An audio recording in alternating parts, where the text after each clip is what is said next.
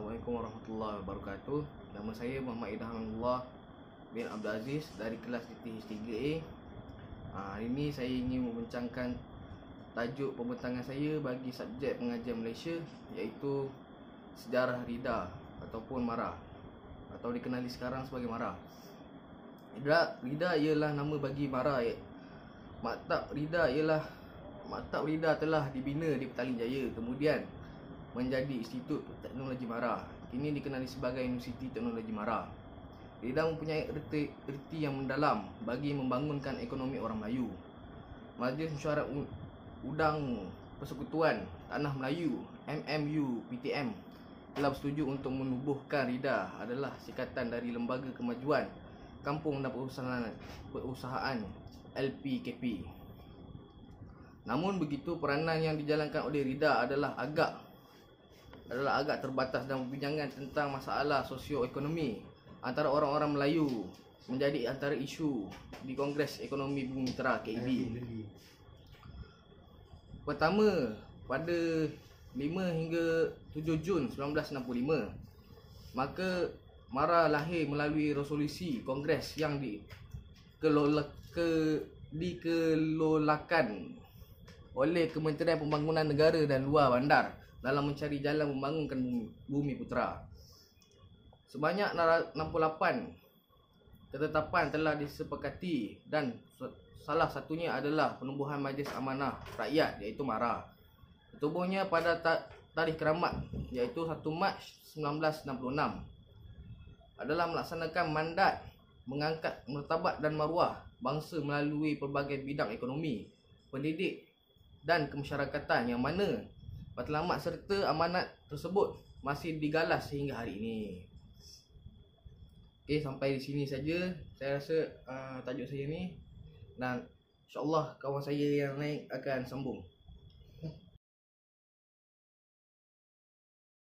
Assalamualaikum warahmatullahi wabarakatuh. Nama saya Muhammad Syahrul bin Sabtu dari DTH3A. Tajuk pembentangan saya bagi subjek pengajian Malaysia ialah peranan TVET Mara dalam pendidikan. Sebagai sebuah institusi pendidikan, TVET yang berpengalaman melebihi 5 dekad KKTM, MJI dan IKM telah memberi sumbangan yang besar kepada negara di dalam melahirkan modal insan berkompetensi berasaskan industri dan teknousahawan yang berjaya sejajar dengan keperluan industri negara. Ini sekaligus menjadi institusi TVET ini sebagai entitas global yang amat disegani dan dikagumi. Penubuhan IKM adalah untuk melahirkan modal insan yang seiring berasaskan industri serta teknousahawan yang berjaya sejajar dengan keperluan negara. Sejak pertubuhan institusi pertama di Melaka pada tahun 1968, IKM telah berkembang dan kini mempunyai 14 buah kampus di seluruh negara. Manakala program yang berfokus kepada teknologi tinggi yang dipacu oleh Kolej Kemahiran Tinggi Mara kini berjumlah 10 buah kampus dan sebuah kampus, iaitu Mara Japan Industry Institusi, iaitu MJII.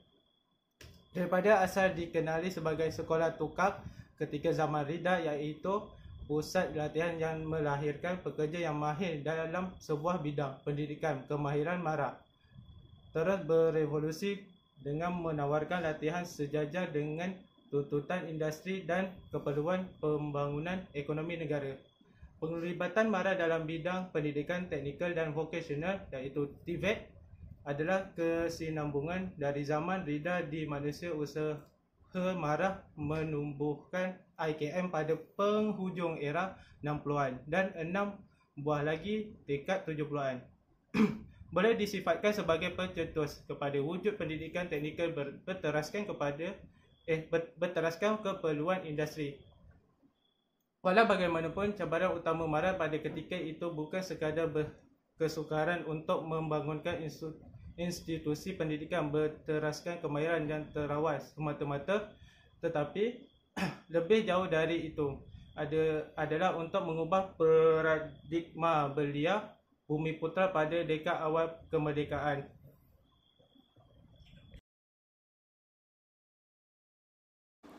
Assalamualaikum, nama saya Muhammad Aziz bin Aidizan dari kelas DTH3A.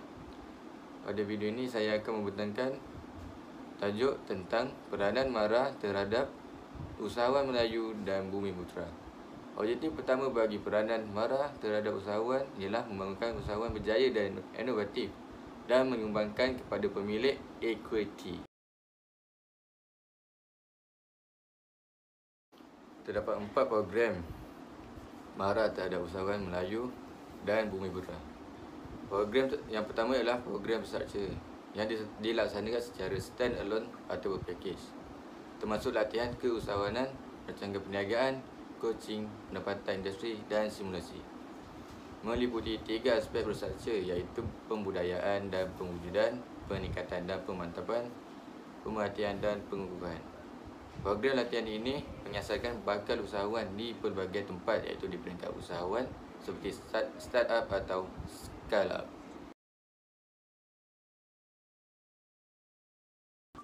Program bagi yang kedua ialah coaching dan mentoring. Program coaching dan mentoring adalah perkhidmatan profesional daripada industri atau pakar perniagaan yang berfungsi sebagai pakar rujuk dan mentor bidang yang berkaitan pembangunan dan kajian pemasaran kewangan teknologi dan ICT.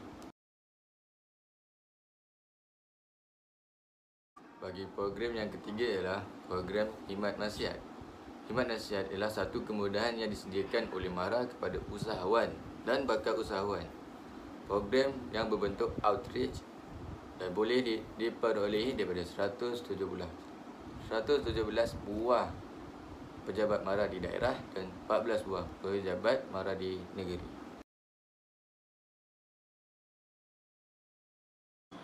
Bagi program yang terakhir adalah program khas.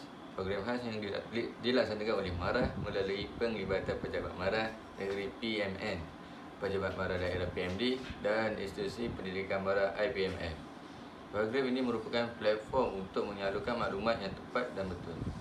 Antara program khas tersebut ialah Program Wanita Inspirasi Ekonomi, MERCU, Hit Barber, MARA Invention dan Beauty in Business.